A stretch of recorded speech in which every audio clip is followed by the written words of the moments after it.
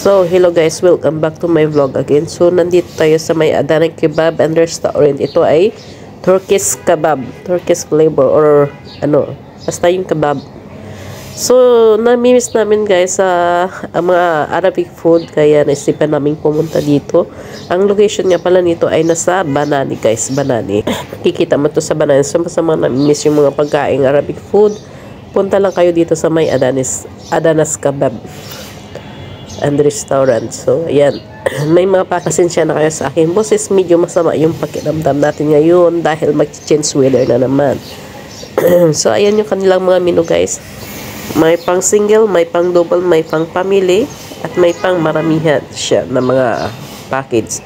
So, masarap yung pagkain nila dito guys. Kung namimiss mo yung Arabic food na matagal ka na hindi nakakain, punta ka lang dito sa Adanas Turkish Restaurant. At saka yung paligid niya pala guys, ang ganda. So, parang nakaka-peaceful mind talaga. So, ayan guys, may mga display sila. Ang ganda, ang cute. Gusto ko siya. Ayan. Napakasimple lang, pero simple is beautiful, you know? Ayan o. Ayan, may drawing din siya. Ayan. So, yung kanilang pintuan, yung kanilang ilaw. Colorful. Ayan. Parang room siya. Parang bahay lang siya ba, na may room. Tapos, ginawa nilang ganyan. Ayan. Dati rin siyang bahay siguro. Ayan.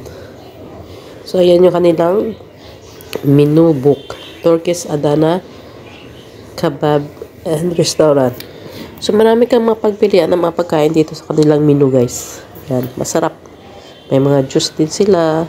Marami. Basta marami. Alam nyo naman pag restaurant, marami kang mapagpili ang mga pagkain. So, ayan yung kanilang buong parang isang kwarto na may mga table. So, dyan kakain yung mga kanilang customer. So, ayan. Thanks for watching guys.